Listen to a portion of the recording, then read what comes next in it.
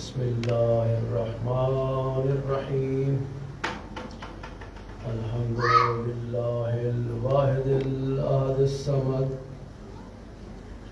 الذي لم يتخذ صاحبة ولا ولد ولم يكن له شريك في الملك ولم يكن له ولي من الذل وكبره تكبيرا اللهم صل على محمد وعلى محمد الصلاة والسلام على سيدنا ونبينا وطبيب قلوبنا والشفيع ذنوبنا أبي الزهراء محمد المصطفى اللهم صل على محمد وعلى محمد الذي كان داعيا إلى الله بإذنه وسراجا منيرا وعلى عترته الطاهرين الذين أذهب الله عنهم الرجس أهل البيت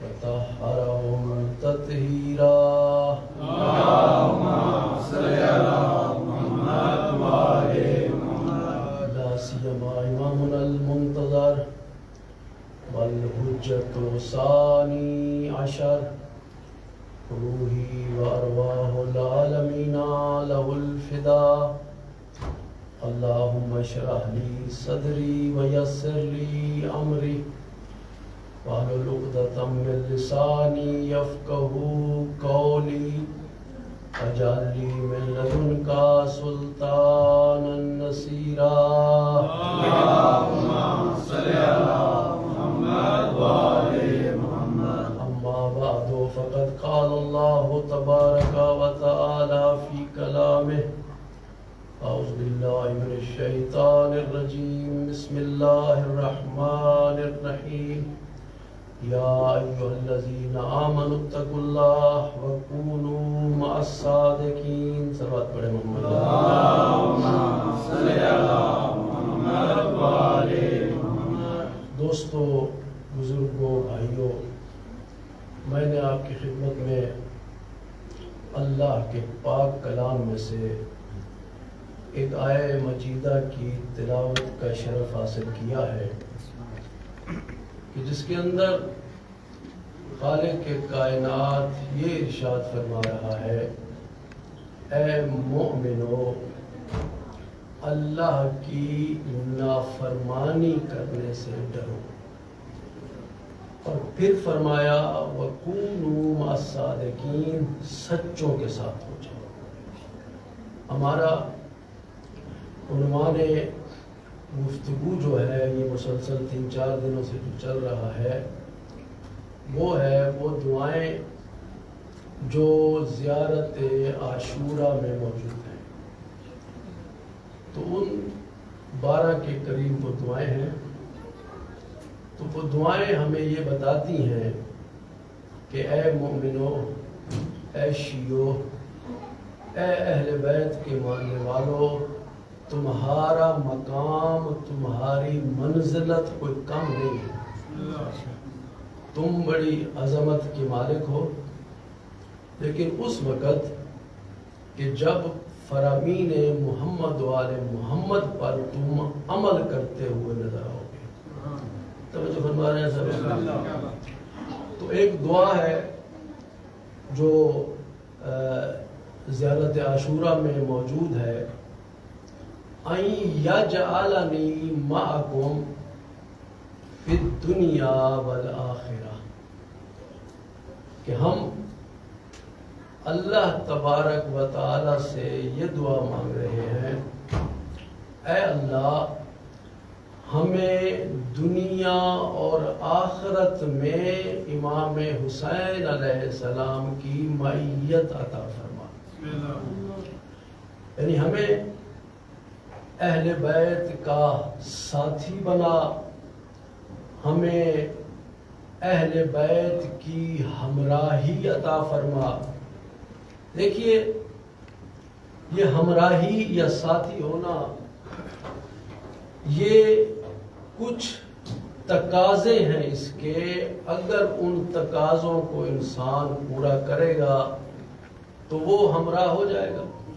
مثال کے طور پر آپ لوگ حج کے لیے جاتے ہیں، زیارات کے لیے جاتے ہیں، تو وہ جو قافلہ سالار ہوتا ہے وہ آپ سے پوچھتا ہے کہ میں نے ہوٹل میں اتنے کمرے بک کرائے ہیں، تو آپ میں سے کون کون لوگ ہیں جو ساتھ رہنا چاہتے ہیں؟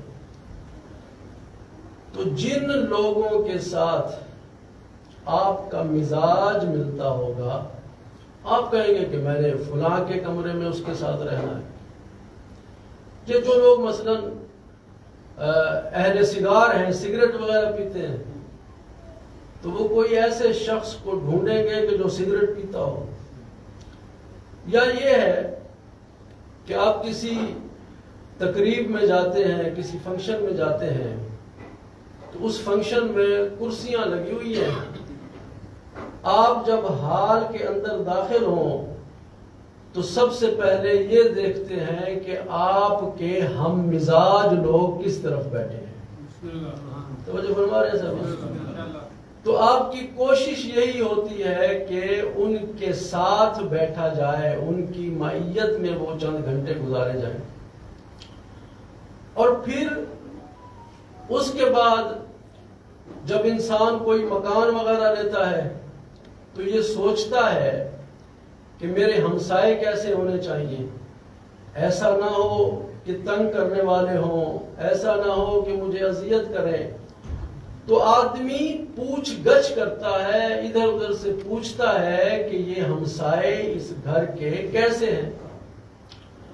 اس کے بعد اور مرحلہ آتا ہے، وہ مرحلہ یہ ہے کہ جب انسان شادی کرتا ہے تو اس وقت میاں اور بیوی دونوں اس بات کا بھی خیال رکھتے ہیں کہ اب یہ جو ہے نا 10-12 سال کا مسئلہ نہیں بلکہ پوری زندگی ہم نے رہنا ہے۔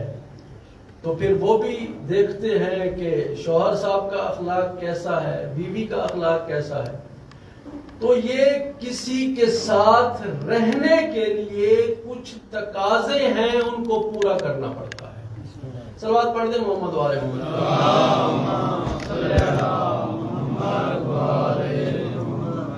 اور ہمارے لیے چونکہ مشعل راہ اہل بیت ہیں تو ہم نے انہی سے سیکھنا ہے اور انہی سے ہم نے پوچھنا ہے۔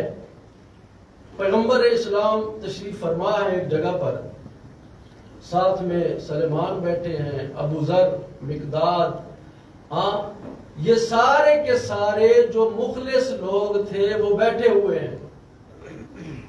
تو ایک شخص آیا، آ کر بڑے متکبرانہ انداز میں وہ کہتا ہے، آقا یہ آپ کیا فقیروں کے ساتھ بیٹھ گئے؟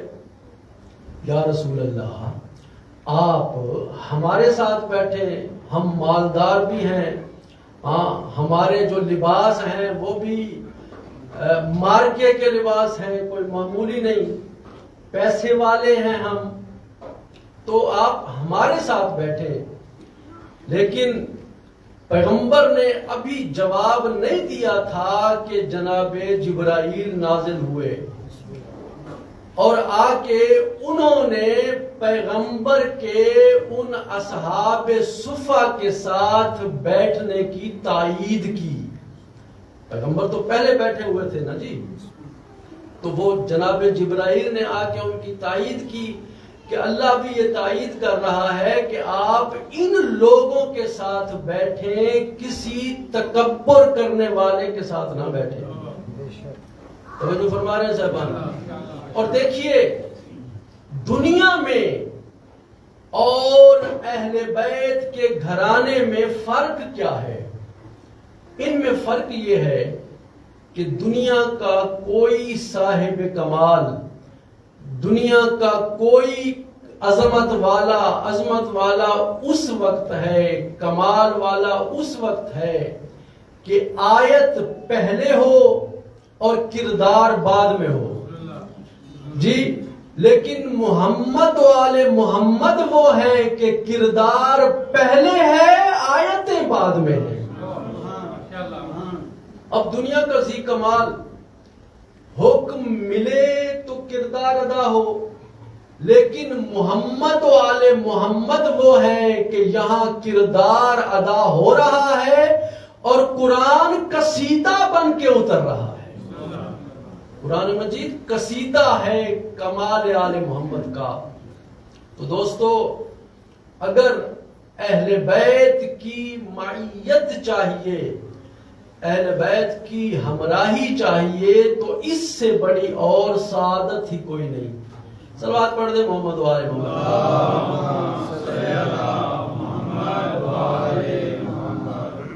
اگر اہل بیت کا ساتھ نصیب ہو جائے نا تو انسان باعظمت ہو جاتا ہے۔ تو آپ لوگ تو یہ دعا کر رہے ہو کہ اے اللہ ہمیں اہل بیت کی ہمراہی عطا فرما، دنیا میں بھی اور آخرت میں بھی۔ جی دنیا میں تو پھر بھی آپ کو اختیار ہے نا کہ آپ ان کی ہمراہی مانگیں یا نہ مانگیں، لیکن اگر دنیا میں بھی آپ کو ان کی ہمراہی مل گئی اور ملی ہوئی ہے، آپ کا ان مجالس میں آنا، ان محافل میں آنا، یہ دلیل ہے اس بات کی کہ آپ کو اہل بیت کی ہمراہی اللہ نے نصیب فرمائی۔ تو کچھ لوگ ہوں گے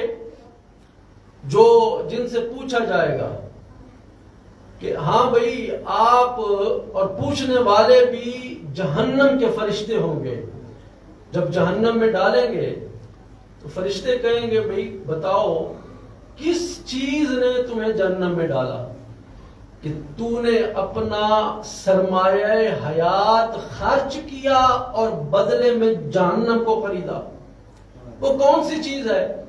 تو ان میں سے کوئی کہے گا کہ ہم نے رسول اللہ کا ساتھ نہیں دیا، ہم نے رسول کی عظمت کو نہیں پہچانا، اس لیے ہم جہنمی بنے۔ کسی سے پوچھا جائے گا کہ تم جہنم میں کیوں آئے، تو وہ جواب میں یہ کہے گا کہ ہم اطعام نہیں کرتے تھے، ہم کھانا نہیں کھلاتے تھے فقیروں کو۔ کسی سے پوچھا جائے گا کہ تم کیوں جہنم میں آئے، تو وہ کہے گا کہ ہم نماز نہیں پڑھتے تھے۔ جی اب یہ ساری قرآن کی آیتیں ہیں کہ جن کا مفہوم آپ کی خدمت میں عرض کر رہا ہوں۔ کسی سے یہ پوچھا جائے گا کہ تو کیوں جہنمی بنا، کس چیز نے تمہیں جہنمی بنایا، تو وہ کہے گا کاش میں فلانے کو اپنا دوست نہ بناتا، ہاں اس کی دوستی نے مجھے جہنمی بنا دیا ہے۔ لیکن ماشاءاللہ آپ تو وہ لوگ ہیں جو زیارت عاشورہ میں یہ پڑھتے ہیں کہ اے اللہ ہمیں محمد و آل محمد کی دوستی عطا فرما۔ صلوات پڑھ دیں محمد و آل محمد۔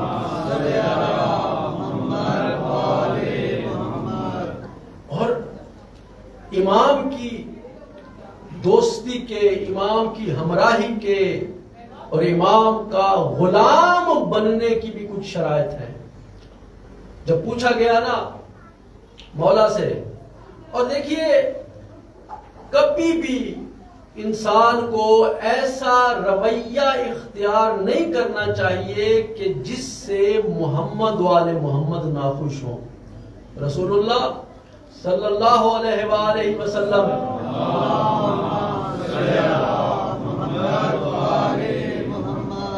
ہمیں بتا رہے ہیں کہ لوگوں کے ساتھ تمہارا سلوک کیسا ہونا چاہیے۔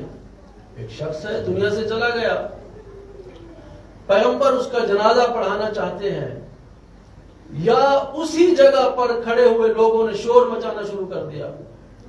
کوئی کہنے لگا یا رسول اللہ یہ تو بڑا بدکار تھا، کوئی کہنے لگا کہ اس کی فلاں عادت خراب تھی۔ غرض یہ کہ بڑا ہی شور شرابہ جب بلند ہوا، کیونکہ وہ لوگ مقام رسالت سے ناآشنا تھے، تو پیغمبر نے پیچھے مڑ کے دیکھا اور دیکھ کے کہا اے لوگو کیا تم میں سے کوئی ایک شخص ایسا نہیں ہے جو اس کی کوئی نیکی بتا دے؟ کوئی ایک شخص، یعنی پیغمبر یہ تلاش کر رہے ہیں کہ اس شخص کی کوئی نہ کوئی نیکی بیان ہو. تو اب اس سارے مجمع میں سے ایک شخص اٹھا اور اٹھ کے اس نے یہ کہا کہ یا رسول اللہ، اور تو میں اس کی کوئی نیکی نہیں جانتا، لیکن ایک اس نے میرے ساتھ نیکی کی تھی. تو پیغمبر نے فرمایا کون سی نیکی؟ وہ کہنے لگا کہ یا رسول اللہ، میں کسی جگہ پر میری ڈیوٹی تھی چوکیداری کی، میں چوکیدار تھا، تو میں بہت زیادہ تھک گیا تھا، اب ڈیوٹی دینے کے میں قابل نہیں رہا. تو یہی شخص اس نے آگے مجھے کہا کہ آپ تھکے ہوئے ہیں، آپ 1-2 گھنٹہ آرام کر لیں، تو میں آپ کی جگہ پر یہ ڈیوٹی دیتا ہوں. تو کہا پیغمبر نے اس کی یہی نیکی تم سب لوگوں کو یاد رکھنی چاہیے، اور یہ اس قابل ہے کہ اس کا جنازہ اللہ کا رسول پڑھا ہے. تو اس کا مطلب یہ ہے کہ رسول اللہ ہمیں یہ بتا رہے ہیں کہ دیکھو، کبھی بھی لوگوں کی خامیوں پر نگاہ نہ کرو، کوئی نہ کوئی اگر اس کی ایک نیکی بھی ہے تو اس کا تذکرہ کرو. اس کا تذکرہ کرنے سے کیا ہوگا؟ اس سے یہ ہوگا کہ وہ شخص باقی برائیوں کو بھی چھوڑ دے گا اور ایک نیک انسان بن جائے گا. صلوات پڑھ دیں محمد والے.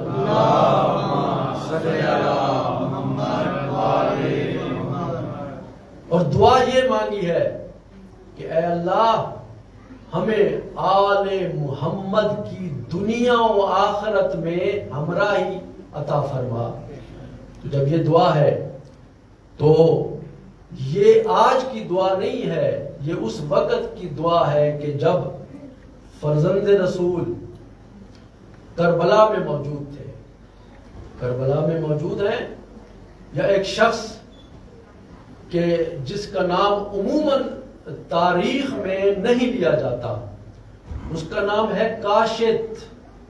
کاشت اپنے بھائی کے ساتھ امام کی خدمت میں حاضر ہوا اور آ کے کہتا ہے مولا، میں اس دنیا میں اور آخرت میں یہ چاہتا ہوں کہ آپ کے ساتھ ہمیشہ رہوں. ہاں، تو میں حاضر ہوا ہوں اپنے بھائی کے ساتھ، یہ میرا بھائی ہے، آپ ہماری غلامی کو قبول فرمائیے. یہ کس وقت کی بات ہے؟ یہ اس وقت کی بات ہے جب فرزند رسول خطبہ دے رہے تھے اور امام کے اصحاب اس خطبے کو سن رہے تھے. امام نے کہا ٹھیک ہے، اگر ہماری محفل میں آنا چاہتے ہو، ہمارا ساتھی بننا چاہتے ہو تو آ جاؤ، بسم اللہ. وہ آئے اور اس طرح سے آ کے وہ امام سے ملے. اور صرف یہی نہیں بلکہ ایک شخص تو اس وقت امام کی خدمت میں آیا کہ جب امام شہید ہو چکے ہیں. امام شہید ہو چکے ہیں، سروں کو نیزوں پہ لٹکایا جا چکا ہے، خیموں کو آگ لگ چکی ہے. تو اس وقت وہ شخص وہاں پہ آیا اور آ کے پوچھتا ہے مولا حسین کہاں ہے؟ یہ ہے حسینی جو ہر وقت مولا کی خدمت کرنے کے لیے مولا کے پیچھے پیچھے چلتا رہتا ہے. اب چونکہ وہاں پہ پہرا لگا ہوا تھا، نہیں پہنچ سکا پہلے، بعد میں جب پہنچا ہے نا، اس وقت پہنچا ہے جب وہ لوگ، جب وہ دشمن دین خدا کیا کر رہے تھے؟ مال غنیمت جمع کر رہے تھے، خیموں کو آگ لگا رہے تھے. اس وقت وہ شخص پہنچا ہے اور اس نے تلوار اٹھائی، تلوار اٹھا کے اس لشکر پہ ٹوٹ پڑا اور ایسے ٹوٹا کہ گویا دوبارہ یہ جنگ شروع ہو رہی ہے. حالانکہ اگر وہ چاہتا تو امام تو شہید ہو چکے تھے، چلا جاتا، لیکن نہیں. اس نے کہا نہیں، میں امام کی ہمراہی چاہتا ہوں، میں چاہتا ہوں کہ امام کا ساتھی کہلاؤں. توجہ فرمائیے صاحبان. جب مولا امام محمد باقر علیہ السلام سے پوچھا گیا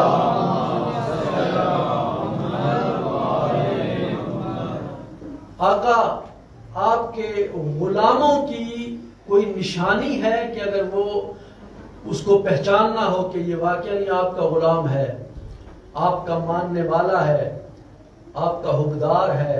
تو مولا فرماتے ہیں بالکل نشانی ہے۔ تو سائل نے عرض کی مولا کو کون سی نشانی ہے کہ جس سے ہم پہچان سکیں کہ یہ شخص آپ اہل بیت کا غلام ہے؟ تو مولا نے فرمایا جو ہمارے ماننے والا ہے نا، اس کی سب سے پہلی خصوصیت یہ ہے کہ المتبازلون فی ولایتنا، جو شخص ہماری ولایت کی راہ میں کوئی نہ کوئی بذل کرتا ہے، کچھ خرچ کرتا ہے، تو سمجھ لو وہ ہمارا غلام ہے اور ہمارا ماننے والا ہے۔ توجہ فرما رہے ہیں صاحب؟ اور کچھ لوگ ہوتے ہیں ایسے کہ جو خیر سے روکنے والے ہوتے ہیں، کچھ لوگ ہوتے ہیں کہ جو بذل کرتے ہیں جو کچھ ان کے پاس ہوتا ہے۔ اگر کوئی اپنی زبان کے ساتھ ولایت کی راہ میں بذل کر سکتا ہے تو وہ زبان سے کرتا ہے، کوئی اپنے مال سے کر سکتا ہے تو وہ مال سے کرتا ہے۔ ایک مرتبہ جناب بہلول نے کسی نے کہا کہ بھئی آئیے ذرا تھوڑا سا بذل کیجئے، خرچ کیجئے اہل بیت کے ماننے والوں پر۔ آیا اور آ کر جناب بہلول کو کچھ اس نے اخروٹ پیش کیے۔ اب کہا کہ یہ آپ اخروٹ کھائیں اور کھا کے آپ میرے حق میں دعا بھی فرمائیں۔ کچھ ساتھی بھی اس کے ساتھ تھے، ان کو دکھا رہا تھا کہ یہ میں خرچ کر رہا ہوں۔ دیکھیے دکھاوے کا جو خرچ ہے نا، اس کا ٹھیک ہے کچھ نہ کچھ ثواب ہے، لیکن وہ حقیقی ثواب نہیں ملتا، وہ ریا کے زمرے میں آ جاتا ہے۔ اب جناب بہلول وہ اخروٹ کھا رہے ہیں لیکن انہوں نے دعا نہیں کی۔ جب دعا نہیں کی بڑا پریشان ہوا، بھئی میں نے خرچہ بھی کیا، آپ کو پتا ہے کہ اخروٹ ایک مہنگا فروٹ بھی ہے، خشک میوہ ہے۔ تو کہتا ہے بہلول یہ کیا کر رہے ہو؟ یہ آپ کے اخروٹ کے توڑنے کی آواز بھی میں نے سنی ہے، اور اخروٹ آپ جو کھا رہے ہو اس کھانے کی آواز بھی میں سن رہا ہوں اور میرے ساتھی سن رہے ہیں۔ بہلول لیکن میں نے دعا کی آواز نہیں سنی، آپ نے کسی قسم کی دعا میرے حق میں نہیں کی۔ تو جناب بہلول مسکرا کے کہتے ہیں کہ اگر یہ تو نے محمد والے محمد کی خوشنودی کے لیے خرچ کیا ہے نا، تو پھر اللہ تبارک و تعالی اس اخروٹ کے ٹوٹنے کی آواز کو بھی سن رہا ہے اور میرے اخروٹ کھانے کی آواز کو بھی سن رہا ہے۔ توجہ فرما رہے ہیں صاحب؟ صلوات پڑھ دے محمد والے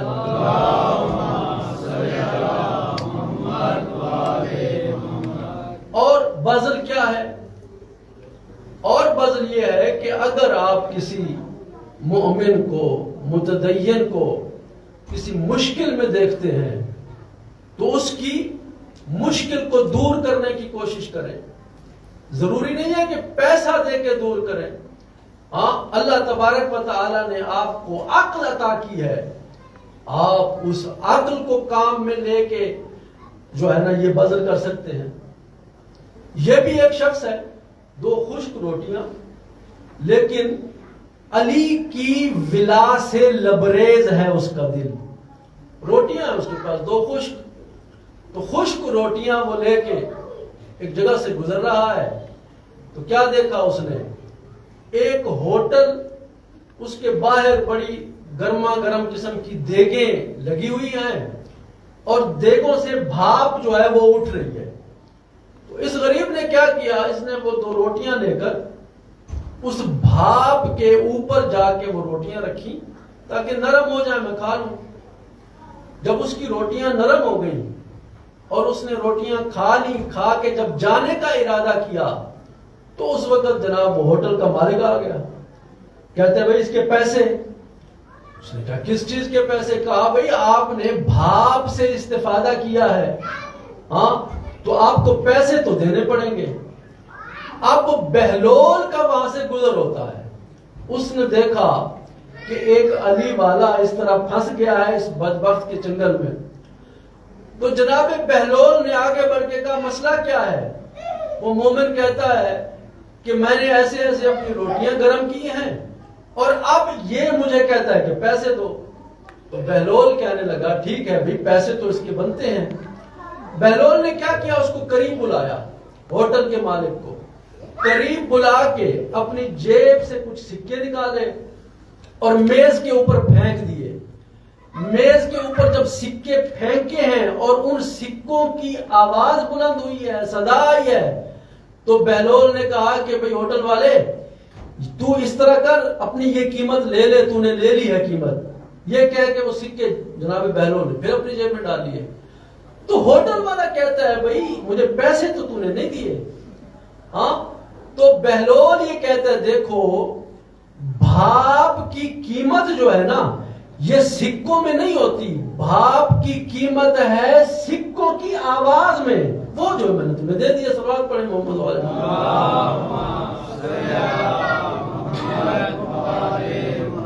تو دنیا کے نزدیک تو بہلول دیوانہ تھا، لیکن اللہ نے اسے ایسی عقل دی تھی اور وہ اپنی عقل کے ساتھ بذل کرتا تھا، خرچ کرتا تھا، لوگوں کو مصیبتوں سے بچاتا تھا. مولا کوئی اور نشانی ہے ہمارے ماننے والوں کی؟ مولا کوئی اور نشانی ہے آپ کے حقیقی غلاموں کی؟ تو مولا فرماتے ہیں ہاں بالکل. ایک تو یہ ہے کہ وہ ولایت کی راہ میں خرچ کریں، اور دوسرا یہ ہے المتزاورون فی احیاء امرنا، کہ وہ ایک دوسرے کی زیارت کریں. کیوں؟ اس لیے کہ ہمارے امر کا احیاء ہو، اس لیے کہ ہمارے تذکرے عام ہوں. وہ جیسے آپ ہیں، آپ ظاہر ہے یہاں پہ مجلس حسین میں آئے ہیں تو آپ نے یہاں آ کر ایک دوسرے کی زیارت بھی کی ہے، اور اس کے علاوہ آپ اہل بیت کے تذکرے بھی سن رہے ہیں. صلوات پڑھ دیں محمد والے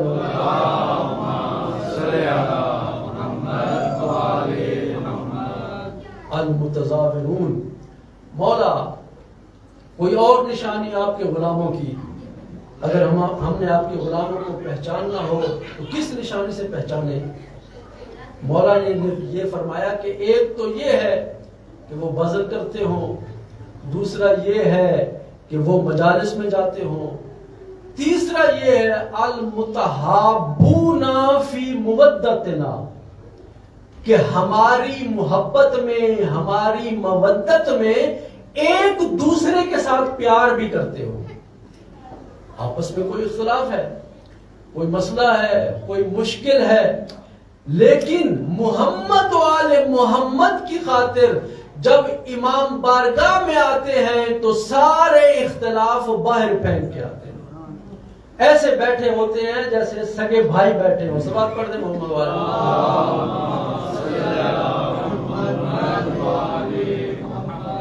مولا آپ کے ماننے والوں کی کوئی اور نشانی؟ فرمایا ہاں اور نشانی یہ ہے کہ سلم لمن خالتو، جو شخص ان کے ساتھ اٹھتا بیٹھتا ہے نا، جو شخص ان کے ساتھ کام کرتا ہے، اب وہ باس ہیں اور وہ ان کا ملازم ہے، یا برعکس یا کسی طرح کا بھی تعلق ہے، آپ کی دکان پہ کوئی کام کرتا ہے، جی آپ کے پاس وہ رہتا ہے، آپ کے مکان میں رہتا ہے، تو جو بھی آپ کے ساتھ ہے، یعنی اہل بیت کے ماننے والوں کے ساتھ ہے، وہ اہل بیت کے ماننے والے کی طرف سے اس کے لیے صرف سلامتی ہی سلامتی ہے. توجہ فرما رہے ہیں صاحب؟ مولا اور کوئی نشانی آپ کے غلاموں کی؟ فرمایا ہاں ایک اور نشانی بھی ہے. وہ کیا نشانی ہے؟ فرمایا وہ نشانی یہ ہے کہ ان کے جو جار ہیں، جو ہمسائے ہیں، وہ ان سے راضی اور خوش ہیں.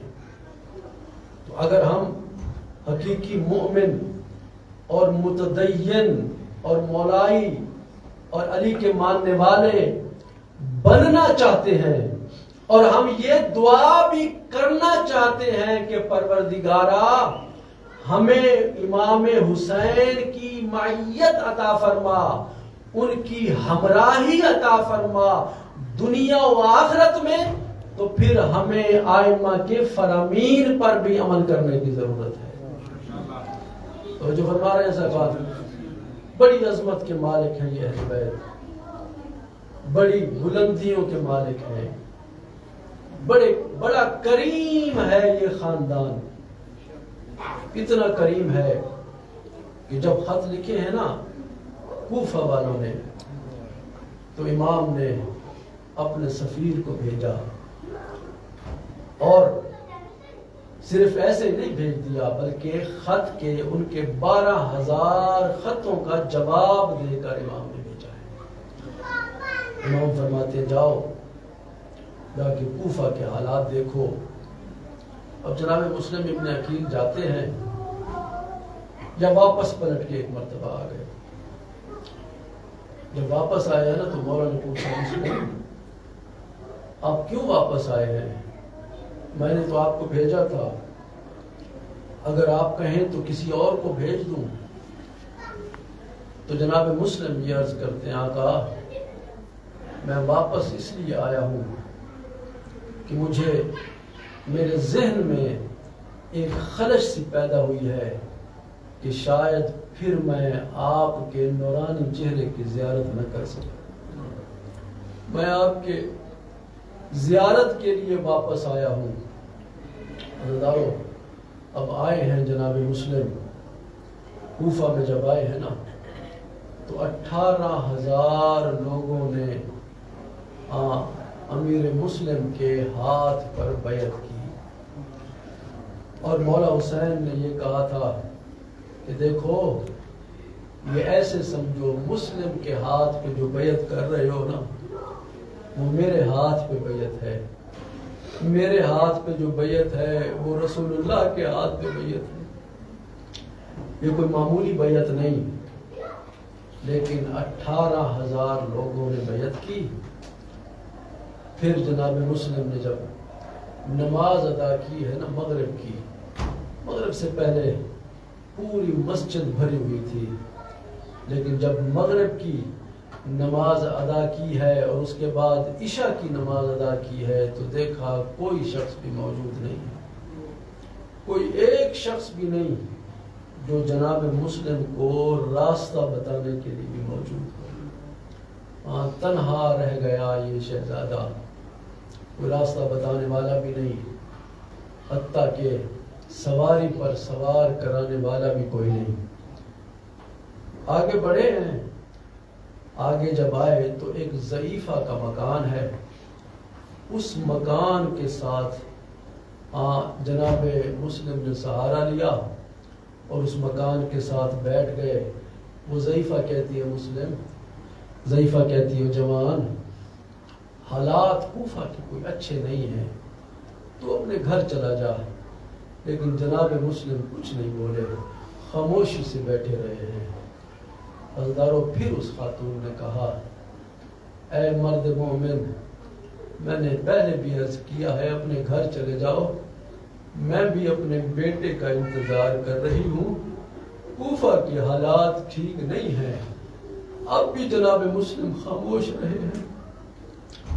جب تیسری مرتبہ اس نے کہا نا تو مسلم کہتے ہیں ضعیفہ مجھے تھوڑا سا پانی مل سکتا ہے؟ اجرکم اللہ۔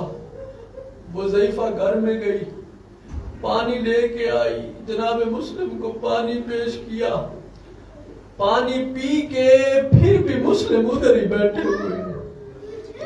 وہ ضعیفہ کہتی ہے بندے خدا میں نے تمہیں کہا ہے کہ یہاں سے چلے جاؤ، حالات ٹھیک نہیں ہے۔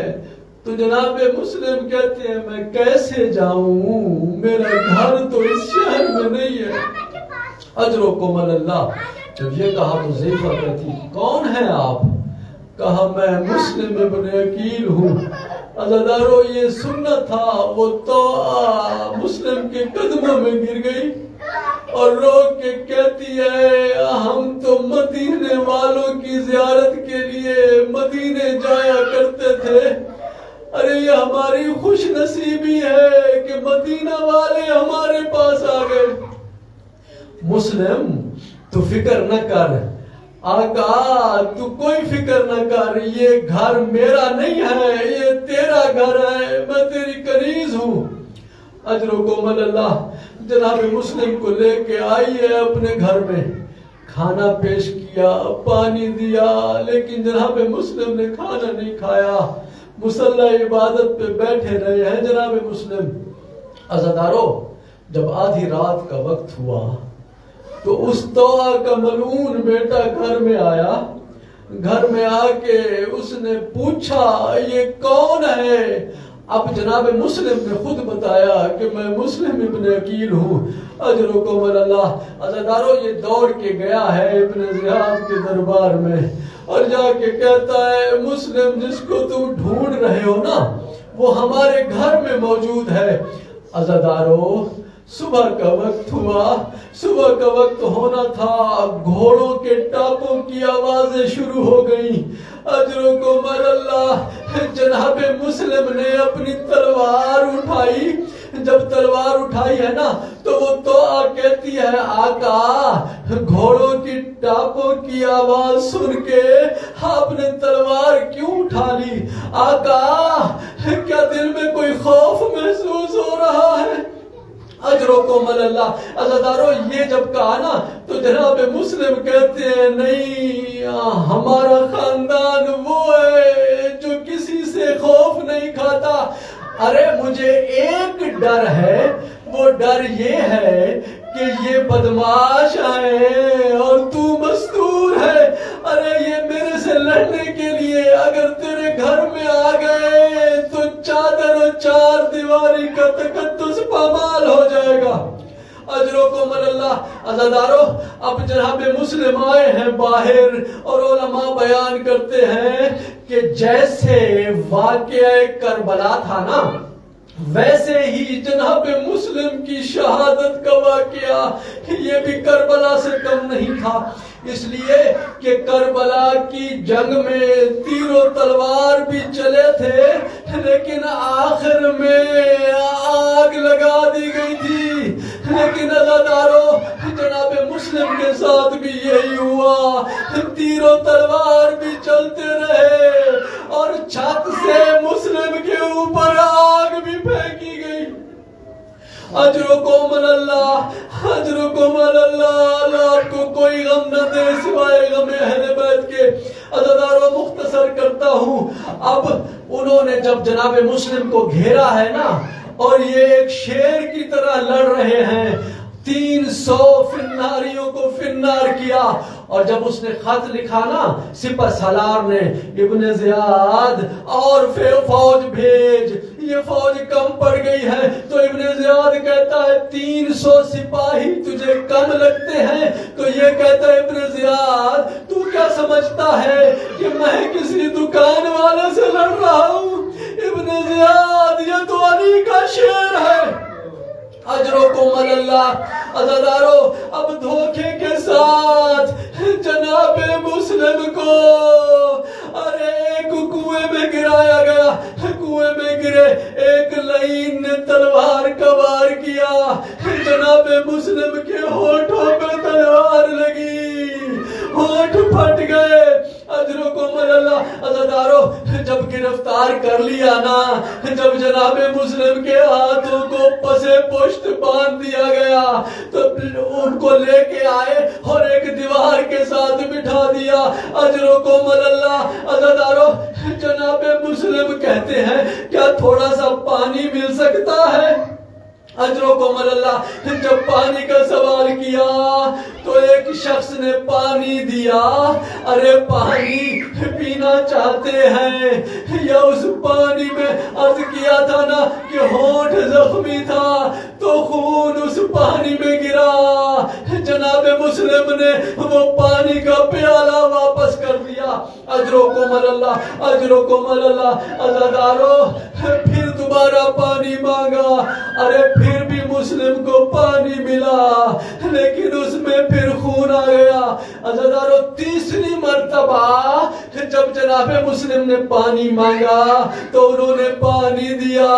ہائے مسلم، ارے جناب مسلم کے دانت ٹوٹ کر اس پیالے میں گر گئے، خون جاری ہو گیا۔ جناب مسلم نے وہ پیالہ بھی واپس کر دیا اور کہتے ہیں ہائے مسلم تیری قسمت میں پانی نہیں ہے۔ میں عرض کروں گا آقا تیری قسمت تو پھر بھی اچھی ہے۔ ارے کربلا میں اپنے 6 ماہ کے لال کے لیے کریم حسین ایک گھونٹ پانی کا سوال کرتا ہوا نظر آئے گا لیکن اسے پانی نہیں ملے گا۔ اجرکم اللہ، اجرکم اللہ۔ عزیزانو جناب مسلم کو گرفتار کر کے لے کے آئے، جب ابن زیاد کے دربار میں لائے ہیں نا تو وہاں ایک خوش آمدی نے کہا کہ تو نے امیر کو سلام نہیں کرنا، تو جناب مسلم کہتے ہیں مالی امیرون سوى الحسین، ارے حسین کے سوا میرا کوئی امیر نہیں ہے۔ اجرکم اللہ کہتے ہیں اچھا تو مسلم پھر آپ موت کے لیے تیار ہو جاؤ۔ عزیزانو جناب مسلم کہتے ہیں میری کچھ وصیتیں ہیں آپ وہ سن لیں۔ عزیزانو جناب مسلم نے وصیتیں کی تو کس سے کی؟ ارے ان سے کی جو دشمن تھے۔ کہا میری پہلی وصیت یہ ہے کہ یہاں کوفہ میں آ کر میں کچھ مقروض ہو گیا ہوں، ارے میری زرہ اور میری تلوار بیچ کے یہ میرا قرض ادا کر دینا۔ دوسری وصیت میری یہ ہے کہ میں حسین مولا کو خط لکھ چکا ہوں کہ مولا کوفہ کے حالات ٹھیک ہیں آپ آ جائیں۔ ارے مولا زینب ام کلثوم کے ساتھ آ رہے ہیں، مولا کو بتا دیجئے کہ کوفے کے حالات ٹھیک نہیں۔ اجرکم اللہ تیسری وصیت جناب مسلم نے یہ کی، ارے جب مجھے شہید کر دو تو مجھے غسل و کفن دے کر دفن کر دینا۔ اجرکم اللہ۔ عزیزانو اب جناب مسلم کو دارالامارہ کی چھت پہ لے کے آئے۔ جب دارالامارہ کی چھت پہ آئے ہیں نا مسلم کی گردن جھکی ہوئی ہے، یا ایک مرتبہ جناب مسلم نے اپنا سر بلند کیا، سر کا بلند کرنا تھا تو وہاں پہ اس فوجی نے لعین نے کہا مسلم تم موت سے ڈر گیا ہے؟ تو جناب مسلم کہتے ہیں نہیں میں موت سے نہیں ڈرا۔ تو مسلم تو نے اپنا سر کیوں اٹھایا ہے؟ تو جناب مسلم کہتے ہیں میں نے سر اٹھایا ہے تاکہ اپنے آقا کو آخری سلام کہہ سکوں، السلام علیکہ یا ابا عبداللہ۔ اجرکم اللہ، اجرکم اللہ۔ عزیزانو مسلم کا سلام آقا نے کیسے سنا؟ ارے کہا عباس میرے قریب آؤ۔ جب عباس قریب آئے تو کیا دیکھا؟ حسین رو رہے ہیں۔ کہا آقا کیوں رو رہے ہیں؟ تو اس وقت مولا نے اعجاز امامت سے 2 انگلیاں بلند کی، کہا عباس میری انگلیوں میں دیکھو۔ جناب عباس نے دیکھا تو کیا دیکھا؟ ارے مسلم ہے جن کا سر جھکا ہوا ہے۔